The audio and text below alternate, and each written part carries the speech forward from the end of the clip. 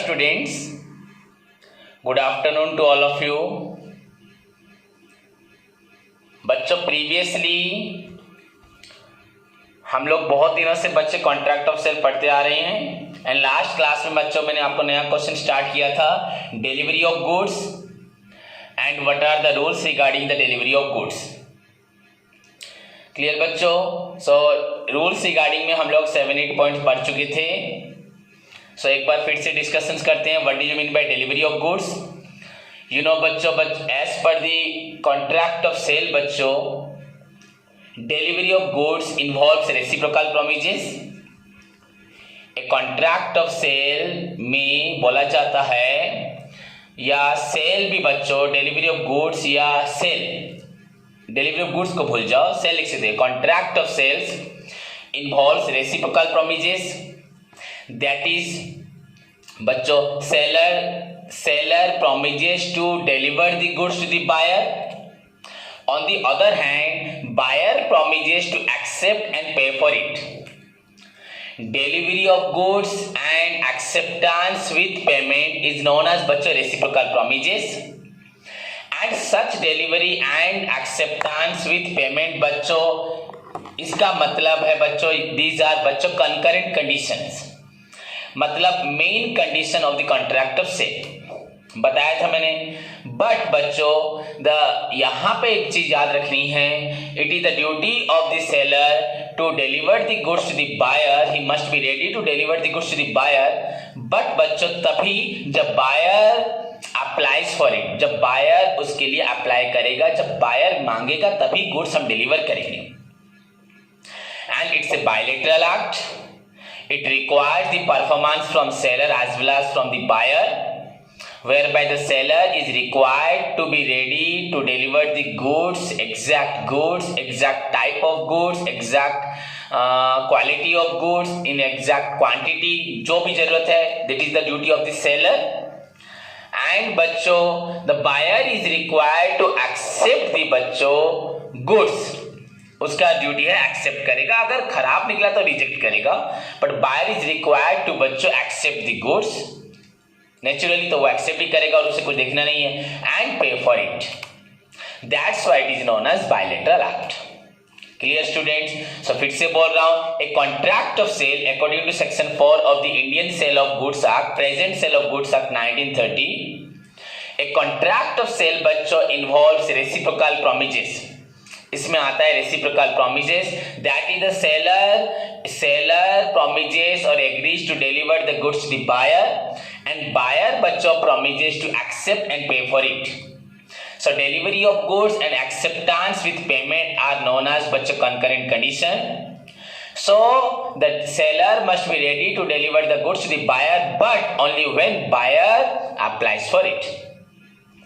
Thus, a contract of sale represents a bilateral act which requires the performance from both the seller as well as the buyer side, whereby it is the obligation of the seller to deliver the right goods, खुद बना के बोल सकते, right goods to the buyer, right quality, right quantity goods to the buyer, but on the order of the बच्चों buyer, not without order नहीं भेजना, and it is the obligation of the buyer to accept the goods and pay for it. So this is known as a contract of sale. Clear?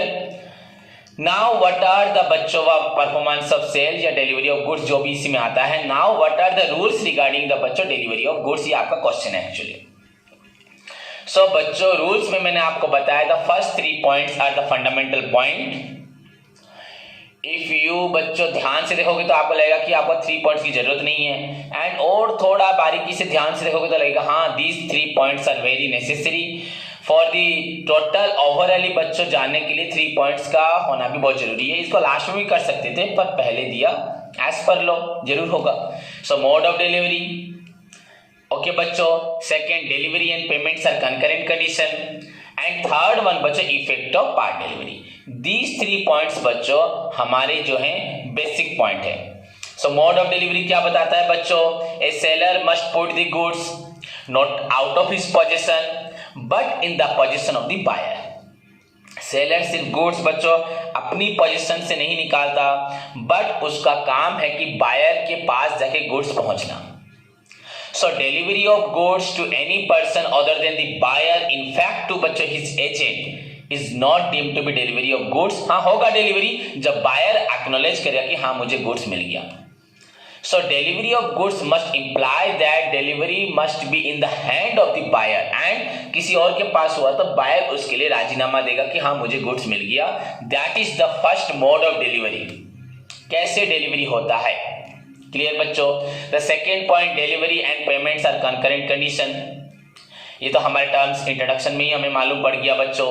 So unless otherwise agreed, the seller बच्चों always required to deliver the goods but on the order of the bachcho buyer, and buyer is required to accept and pay for it. So delivery and the payment with acceptance with payment are बच्चों the main condition of the contract of sale। इसको avoid नहीं किया जा सकता। तो third point बच्चों जो 30 आपका 4 में है, पहला 33 देन 32 देन 34 में बच्चों, that is my dear students वो है आपका effect of part delivery. Effect of part delivery, आपका पार्ट डिलीवरी का इफेक्ट बच्चों क्या होता है।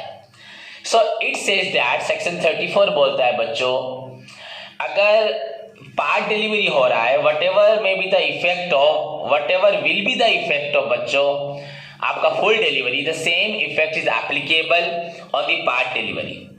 ऐसा नहीं हो कि पार्ट डिलीवरी हुआ मतलब आप उसको एक्सेप्ट नहीं करोगे, पेमेंट नहीं, अगर वैसा उन दोनों में कंडीशंस होगा कि सामान भेजते हुए उनको ऐसे आपका पार्ट डिलीवरी करना पड़ रहा है, तो बच्चों same rule is applicable on the part delivery. It doesn't mean कि पार्ट डिलीवरी हुआ है तो उसको एक्सेप्ट नहीं करेगा, पेमेंट नहीं करेगा, ऐसा नहीं होगा। So the part delivery of goods is treated in the same manner as in case of बच्चों full delivery of goods.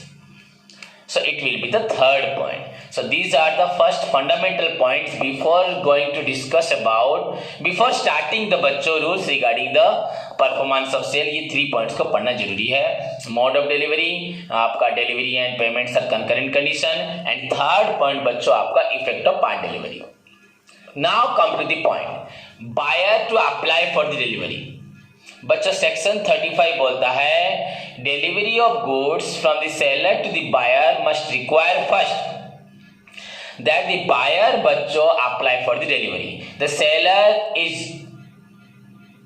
Not obliged to deliver the goods to the buyer बच्चों unless otherwise buyer applies for the delivery। जब तक buyer apply नहीं करेगा seller किसी भी तरह से लायबल नहीं है कि गुड्स बायर को भेजने के लिए। Clear my dear students. So it is the duty of the बच्चों बायर कि बायर अप्लाई करेगा किसको, सेलर के लिए रिक्वेस्ट करेगा, रिक्वेशन भेजेगा कि मुझे क्या गुड्स चाहिए। नेक्स्ट बच्चों आपका सेक्शन 36 में आएगा place of delivery. The place at which the goods are to be delivered by the seller to the buyer. जिस प्लेस में बच्चों सेलर बायर को गुड्स भेजेगा दैट प्लेस मस्ट बी बच्चों decided between the seller and the buyer. वो place बच्चों decide होगा seller and buyer के अंदर। So the place of the delivery बच्चों कहाँ पे गुड्स भेजना है, आपको भेजना है, आपके गोडाउन भेजना है, कहाँ किस एरिया में भेजना है, दिल्ली मुंबई कहाँ है वो एरिया, तो वहां वो प्लेस ही बच्चों डिसाइड होगा where the entire responsibility is taken by the बच्चों सेलर। अगर सेलर रेस्पॉन्सिबिलिटी ले रहा है डिलीवरी ऑफ गुड्स का तो सेलर मस्ट बच्चों आपसे पूछेगा द प्लेस ऑफ डिलीवरी। आप तुरंत आप ध्यान देख सकते हैं बच्चों, आप अगर अमेजन फ्लिपकार्ट पे अगर कोई सामान ऑनलाइन मंगाते हैं तो वो आपका एड्रेस मांगता है। एंड कुछ कुछ सामान बच्चों अगर आपको कभी आपने देखा होगा कुछ कुछ सामान आपके एड्रेस पे अवेलेबल ही होता नहीं होगा बच्चों, देख लेना आप खुद। अगर सपोज मैं आपको एग्जांपल देता हूँ, आज देखिए आप फर्नीचर आइटम्स, बेड, हाँ बेड हो, कबर्ड हो, ये सब आइटम आप ऑनलाइन में मंगाओ, आपके यहाँ क्वेंचर के एड्रेस पे डिलीवर नहीं होगा, वो बड़े बड़े शहरों में होता है, यहाँ तक वो भेज।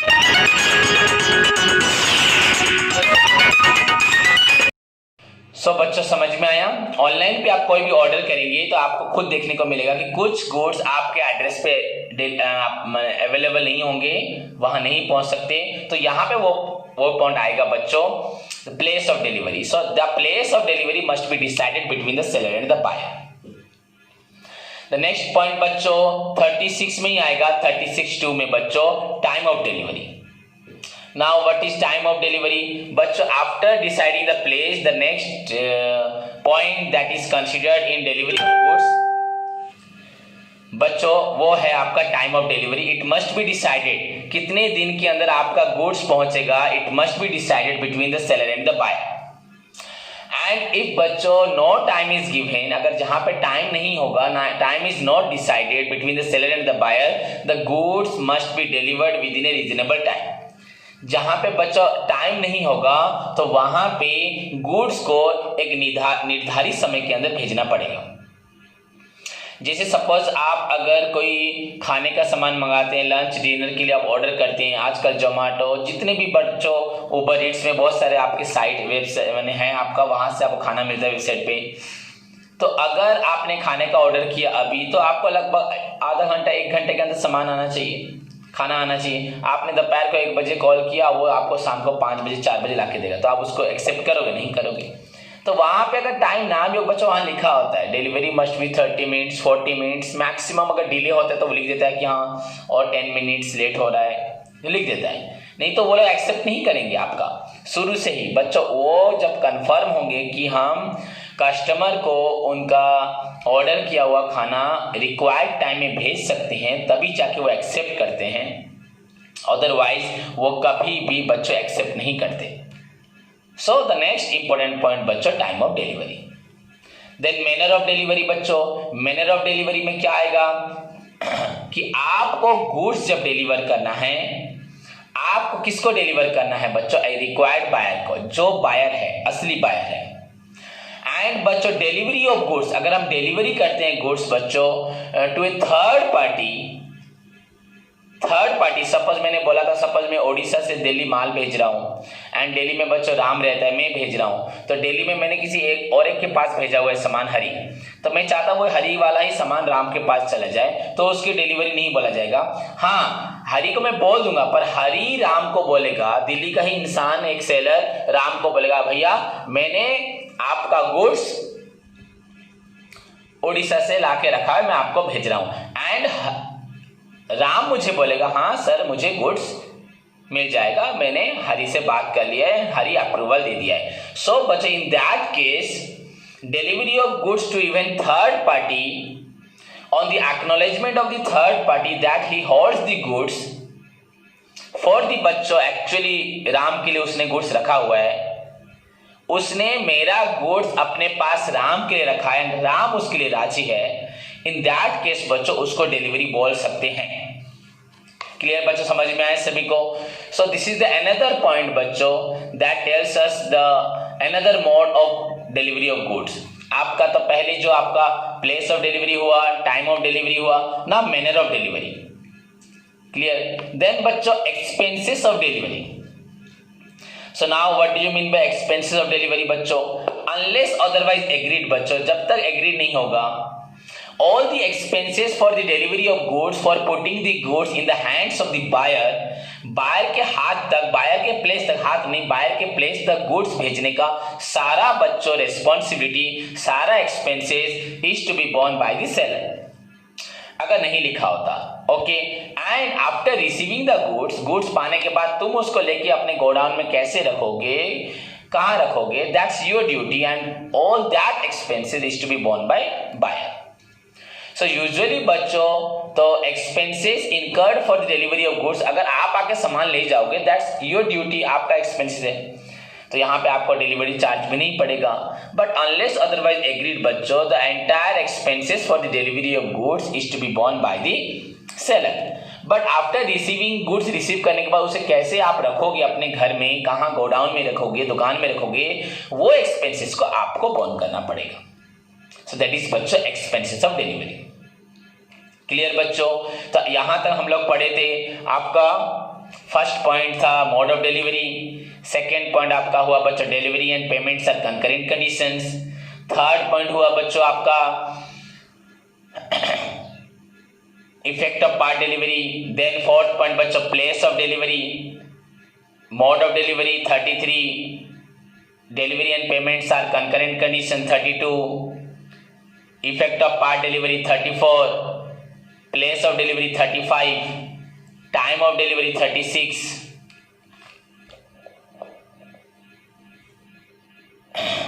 नहीं गलत बोला बच्चों, पहला मोड ऑफ डिलीवरी 33, उसके बाद delivery and payments are concurrent condition 32, effect of part delivery 34, then buyer to apply for the delivery 35, मुझे डाउट लग रहा था 35 हुआ। देन बच्चों 36 में प्लेस ऑफ डिलीवरी 36(1), 36(2) बच्चों टाइम ऑफ डिलीवरी, 36 बच्चों 3 आपका हुआ मैनर ऑफ डिलीवरी, 36(4) नहीं है 36(5) है बच्चों, वो आपका हुआ 8 number point expenses of delivery.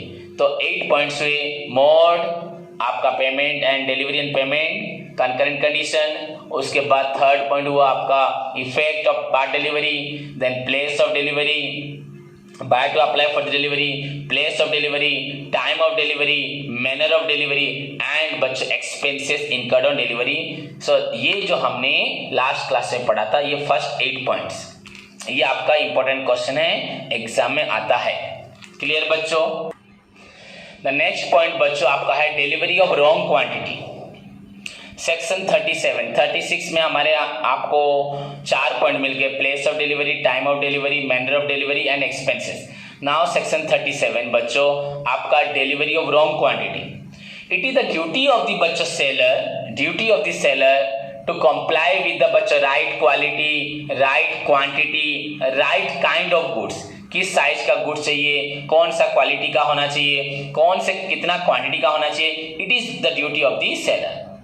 अगर डिलीवर बच्चों वो अगर अलग चीज करता है तो दैट उसका रेस्पॉन्सिबिलिटी होगा। So delivery must be made in accordance with the right order of right quality, right kind and right quantity. So it is up to the बच्चों सेलर नाउ। बिफोर दैट बच्चों, before this point the 6 point जो हमने discussion किया, 8 point थे, 8 point थे बच्चों, पर जो 5 पॉइंट्स हमने डिस्कशन किया, buyer to apply for the delivery, so buyer enters into an agreement with seller, place of delivery that is also a decision taken between the seller and the buyer, time of delivery is also the decision taken between the seller and the buyer, manner of delivery किस प्रकार का हो सकता है, अगर किसी और के पास से सेलर बोलेगा वहां से ले रहे हैं, वो आदमी भी रेडी है। एंड बच्चे एक्सपेंसेस, भैया भेजोगे सामान, आप खर्च करोगे ना, आप आके लेके जाओगे, ये हमारे अंदर डिसीजन हुआ। नाउ जो और एक पॉइंट है, ये कंडीशंस आया delivery of wrong quantity. So it is the duty of the बच्चों seller. The seller is under duty to comply with the right quality, right quantity and right kind of goods. So delivery must be made of exact quantity बच्चों, other quantity नहीं हो सकता, other quality नहीं हो सकता। हाँ, quantity अगर तुम भेज रहे हो अपनी रेस्पॉन्सिबिलिटी से, एक मैंने कम भेज दिया तो नेक्स्ट टाइम भेज देना, दैट्स अप टू यू। तो सेलर के ऊपर डिपेंड करता है एंड बायर के ऊपर डिपेंड करता है। क्लियर बच्चों? ऐसा नहीं हमने अगर आपको एक एसी मंगाया है, आप क्या करोगे, एसी का इंटीरियर जो होता है मशीन वो भेज दोगे, एंड जो उसका बाहर जो कंप्रेसर वाला मशीन होता है ऊपर, उसको नहीं भेजोगे, आधा भेजोगे, ऐसा नहीं होता है क्या? नहीं, तो वहां पे एक साथ भेजना पड़ेगा, उसको बोलोगे 10 दिन के बाद भेजेंगे। So delivery of wrong quantity, section 37. So delivery must be made of exact quantity. Clear? Then बच्चों 10th नंबर पॉइंट आपका हुआ इंस्टॉलमेंट डिलीवरी। बच्चों इंस्टॉलमेंट मतलब धीरे धीरे भेजना। So in the absence of any agreement बच्चों, the buyer is not bound to accept the installment delivery. अगर मैंने आपसे 100 सामान मंगाया है, आप मुझे आज 10, कल 10, परसों 10, उस अगले दिन 20 ऐसे भेजोगे, ऐसे में बच्चों बाउंड नहीं हूँ कि आपसे रिसीव करूंगा। आप एक दुकान पे जाते हो एंड आप उस दुकानदार से बोलते हो भैया मुझे 5 किलो आटा चाहिए, तो वो बोलेगा भैया 1 किलो ले जाओ, 1 किलो कल आके ले जाना, और 1 किलो कल शाम को ले जाना, और 1-2 किलो बाद में ले जाना। तो आप बाउंड तो नहीं हो, भैया मुझे 5 किलो चाहिए, मेरे घर में गेस्ट है, आज ही खाना बनेगा, आप 1 किलो मेरी मर्जी, मैं चला जाऊंगा वहां से। तो यहाँ पे बोला जा रहा है इंस्टॉलमेंट डिलीवरी होता है, but buyer is not anyway बच्चों bound to accept the installment delivery. Buyer लेकिन उसको एक्सेप्ट करने के लिए बाउंड नहीं है, it depends on the buyer कि वो एक्सेप्ट करे कि नहीं करे। एंड वेयर द एग्रीमेंट बच्चों बायर और सेलर के अंदर होता है कि बायर वहां पे एक्सेप्ट करेगा आप इंस्टॉलमेंट डिलीवरी को। सो अगर वो एक्सेप्ट करेगा, पेमेंट करेगा, अगर उन लोगों के अंदर है जितना डिलीवर होगा उसका पेमेंट कर दो। 100 चीज चाहिए, आपको 20 भेज दिया, उसका पेमेंट कर दो, फिर 20 भेजेंगे पेमेंट, तो चलेगा। That is instalment delivery. But unless otherwise agreed बच्चों, जब तक एग्रीमेंट नहीं होगा the buyer is not bound to accept the part delivery. Buyer part delivery को एक्सेप्ट करने के लिए किसी तरह से भी लायबल नहीं है, section 38। Clear my dear student? हो गया बच्चों, सभी को समझ में आया? सो आपका नेक्स्ट पॉइंट जो अभी हुआ,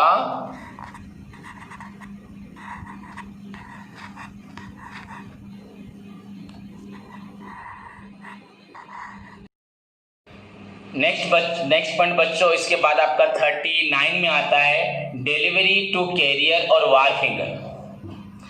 बच्चों delivery of goods to carrier और वार फिंगर, WHARFINGER।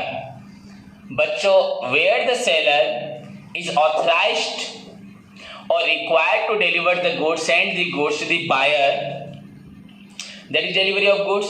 बट बच्चों अगर delivery of goods to a carrier में एक ट्रांसपोर्ट कंपनी को दे रहा हूं, वो आपको बोले हाँ सर मैंने इन लोगों से गुड्स, मैंने एक्स इंसान से गुड्स ले लिया है, आपके पास गुड्स जा रहा हूं, आपने मुझे बोल दिया हाँ, वो आपने उस कंपनी को बोला है कि मेरे लिए गुड्स वो लेके जाएगी।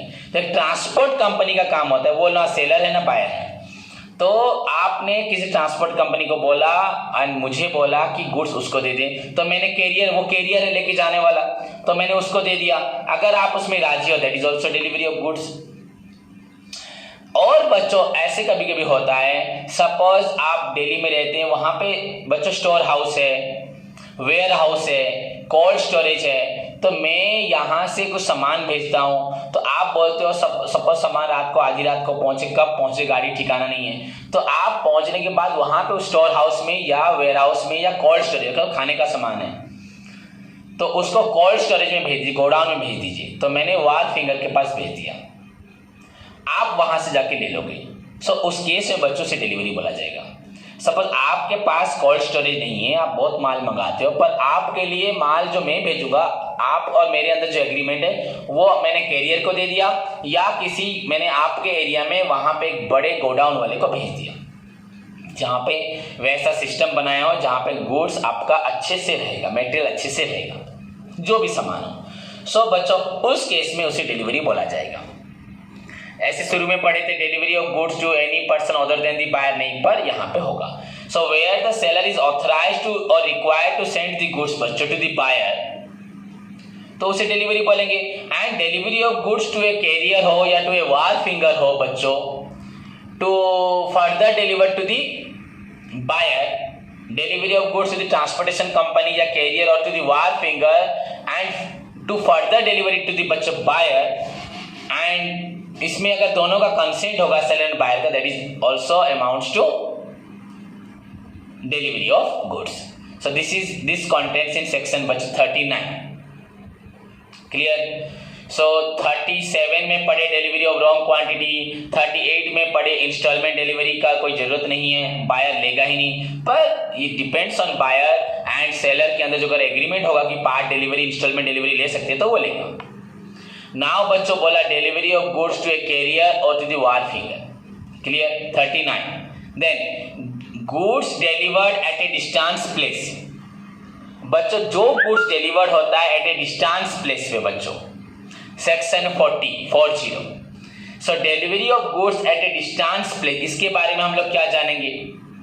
सो where the goods are to be delivered बच्चों at a distance place, if the risk of delivery, अगर मैं बोलता हूं दैट सेलर बोला कि हाँ ठीक it is my risk, it is my duty to deliver और टू सेंड गुड्स टू बच्चों, deliver goods to you safely. अगर मैं बोलता हूं कि मेरी ड्यूटी है कि मैं कैसे आपके हाथ में गुड्स सेफली भेजूंगा, so no problem. So goods अगर डिलीवर होता है बच्चों डिस्टेंस प्लेस पे एट बच्चों सेलर की रिस्क में, तो नो प्रॉब्लम, सेलर भेज रहा है। पर बच्चों याद रखना है, अगर गुड्स यहां पर नेचुरली डिस्ट्रॉय हो जाता है किसी भी अर्थक्वेक फ्लड की वजह से, तो यहाँ पे बायर को भी रिस्पॉन्सिबल होना चाहिए। मेरी बात को समझो, अगर डिलीवरी ऑफ गुड्स बच्चों सेलर करता है अपनी रिस्क से, तो रिस्क सेलर पूरा बॉर्न करेगा। पर अगर सपोज आपके एरिया में किसी पहुंचने के बाद फ्लड अर्थक्वेक हो गया, तो ऐसे अगर नेचुरल डिस्ट्रक्शंस होते हैं तो इसके लिए बच्चों आप भी रिस्पॉन्सिबल होंगे। पर आजकल तो इंश्योरेंस से कोई प्रॉब्लम नहीं होता। ट्रांसपोर्ट कंपनी भी, सेलर भी इतने बड़े बड़े गुड्स को भेजते वक्त इंश्योरेंस कर देती है, कभी भी वो फ्रीली भेजती नहीं है। हाँ, ऐसा गुड्स हो जिसको लेट में पहुंचने से भी प्रॉब्लम नहीं होगा, जिसको खराब नहीं होता, तो वो चलेगा। अदरवाइज बच्चों वो लोग इंश्योरेंस कर देते हैं। क्लियर? तो section 40। Then examining of the goods. बच्चों you know it very well कि it is now the right of the बच्चों buyer after receiving the delivery of goods to examine the goods whether the goods is as per required order in the required quantity of right quality or not. So it is the right of the बच्चों buyer and it is the बच्चों duty of the seller to allow the buyer to examining the goods. मेरा duty है, आपका right है, मैं आपको बोलूंगा आप गुड्स को एग्जामिनिंग कर लो, पूरा सेटिस्फाई हो जाओ एंड एक्सेप्ट भी करोगे। ये आपका ड्यूटी एक्सेप्ट करना, पर एग्जामिन करना आपका राइट है। सो बच्चों वेयर द आपका कोई भी डिलीवरी हो, buyer is bound to accept the goods है and buyer also has right to बच्चों examining the goods about the quality हो, क्वांटिटी हो, काइंड हो, शेप, साइज, जो भी होगा, जैसा आपने मांगा था वैसा है कि नहीं। सो आफ्टर एग्जामिनिंग द बच्चों goods that it is as per the contract और नॉट, देन फर्दर प्रोसीडिंग होगा। This is given in section 41। उसके बाद नेक्स्ट पॉइंट बच्चों, इतने और जरूरत नहीं है, उसके बाद पेमेंट हो जाना चाहिए, पर यहाँ पे लॉ में जो लिखा है बच्चों मुझे बोलना पड़ेगा। उसके बाद बच्चों when acceptance of delivery is completed, कब एक्सेप्टेंस बच्चों कंप्लीट होता है? 42 में लिखा है व्हेन द बायर बच्चों intimates to the seller that I accepted the goods. जब बायर इंटीमेट्स करता है, इन्फॉर्म करता है बच्चों सेलर की कि मैंने गुड्स एक्सेप्ट कर लिया है, तो एक्सेप्टेंस कंप्लीट हो गया। यहाँ पे और एक पॉइंट लिखा है बच्चों when the goods have been delivered and the buyer बच्चों बोल रहे एक्सेप्ट नहीं करूंगा, बायर एक्सेप्ट नहीं करो। यहां 2 पॉइंट लिखे पर एक्चुअली पॉइंट बच्चों when acceptance of delivery is completed. Section 42 में बच्चों when buyer intimates inform to the seller that he accepted the goods, that is known as बच्चों acceptance of the goods. Otherwise और एक चीज होता है when the goods have been delivered but buyer बच्चों refuses to accept the goods, तो यहां पे हम डिलीवरी कंप्लीट हमारे तरफ से तो हो चुका है, बायर बोल रहा नहीं लेगा, पर मेरा ड्यूटी हो चुका है, क्यों नहीं लेगा देखा जाएगा। मेरी पॉइंट को समझो बच्चों, clear? So if buyer intimates, acknowledges, inform to the seller about the acceptance of the goods, तो here delivery is completed. And in case where buyer refuses to accept the delivery, तो इसका मतलब भी मैं delivery कर चुका हूं, my duty is over, but वो एक्सेप्ट नहीं कर रहा, वो रीजन देखा जाएगा। This is given in section 42। Then बच्चों 43, buyer is not bound to return the goods. बच्चों इफ द गुड्स बच्चों गुड इज फाउंड रिजेक्टेड मिला, डिफेक्टिव क्वालिटी मिला, रॉन्ग ऑर्डर मिला, so it is not the duty or buyer is not anyway obliged or liable to return the goods to the seller. Buyer किसी तरह से बच्चों liable नहीं है कि रिटर्न करेगा सेलर को। It is the duty of the seller to come and take back his goods. तुमने गलत भेजा था, उसके लिए पूरा रिस्पॉन्सिबिलिटी तुम्हारा ही होगा, इसका एक्सपेंसेस, इसका जिम्मेदारी मैं क्यों बियर करूंगा। ओके, हमने ऊपर वाले पॉइंट में बोला है डिलीवरी कब कंप्लीट होता है, जब बायर मान लेता है या बायर क्या करता है, एक्सेप्ट नहीं करता। हम एक्सेप्ट नहीं करता तब क्या होगा वो हम पढ़े नहीं है। अब उसके बाद नेक्स्ट वाला पॉइंट 43 बोल रहा है buyer is not bound to accept return the goods, तो बायर का ड्यूटी नहीं है कि रिटर्न करेगा, सेलर को लेके गुड्स रिटर्न करवाएगा, सेलर बायर बस दे देगा, सेलर आके लेके जाएगा। नाउ बच्चों लॉस या हम बोले compensation for the return of goods. Buyer का क्या लायबिलिटी है? Last point, liability of the buyer for the return of goods, section 44। Suppose if buyer knowingly या किसी रीजन से refuses to accept the goods, बच्चों अगर जेन्युइन रीजन भी होगा बट गुड्स मेरा डिफेक्टिव नहीं होगा, मतलब डिलीवरी हो चुका होगा, now it is the बच्चों liability of the buyer, it is the duty of the buyer to compensate the seller for any losses बच्चों that the seller has suffered। Seller ने जो अपना गुड्स पैकेज करके इतने लेबर से आपके पास goods पहुंचाया एंड उस गुड्स को इतने दिन रखा, फिर रिटर्न लेके गया, सेलर का जो एंटायर ट्रांसपोर्टेशन खर्च हुआ, लोडिंग अनलोडिंग खर्च हुआ, फिर इतने दिन जो उसका पैसा उसने आपके लिए ब्लॉक करके रखा, किसी और को बेचता तो बिक जाता, वो आपके लिए प्राइस ऑफ द गुड्स नहीं मांग सकता। जैसे कि आपने गुड्स तो नहीं लिया तो पैसा आप नहीं दोगे, हाँ, पर कॉन्ट्रैक्ट के हिसाब से अगर गुड्स होगा, फिर भी बच्चों आपने गुड्स तो एक्सेप्ट नहीं किया तो मैं गुड्स के लिए पैसा नहीं मांग सकता, पर मेरा एंटायर लॉस, अगर गुड्स डैमेज हुआ होगा, गुड्स का खर्च दोगे, पूरा जाने आने का लोडिंग अनलोडिंग सारा खर्च दोगे, मेरा जो इतने दिन कैपिटल ब्लॉक होके रहा आपके लिए, मैंने आपके लिए इतना खर्च किया, अगर मेरा गुड्स ना बिका फर्दर तो उसका भी रिस्पॉन्सिबिलिटी आपका होगा। नहीं तो इतनी दूरों से बच्चों सामान भेजेंगे और आप एक्सेप्ट नहीं करोगे, बहाना कर दोगे, तो उसका लॉस किसका होगा? क्लियर बच्चों? So it is the liability of the buyer for refusing the delivery of goods, sir for refusing the acceptance of the delivery of goods, section 44। So बच्चों these are the rules regarding the delivery of goods. समझ में आया सभी को कि आपकी delivery of goods में बच्चों from the first point, mode of delivery and payments are concurrent condition, effect of part delivery, buyer to apply for delivery, place of delivery, time of delivery, manner of delivery, expenses of delivery, delivery of wrong quantity, installment delivery to a carrier और wharfinger, goods delivered at distance places, examining of the goods, when delivery is completed, आपका buyer is not bound to return the goods, the liability of the buyer, कितने सारे points है? 16 points. So these are the 16 rules regarding the बच्चों delivery of goods or the performance of sale. Clear बच्चों? So this is all about your delivery of goods along with the rules regarding the delivery of goods, जो आपके exam के लिए एक very important question है। Hope सभी को समझ में आया। इफ एनी डाउट रहा बच्चों मुझे पूछना।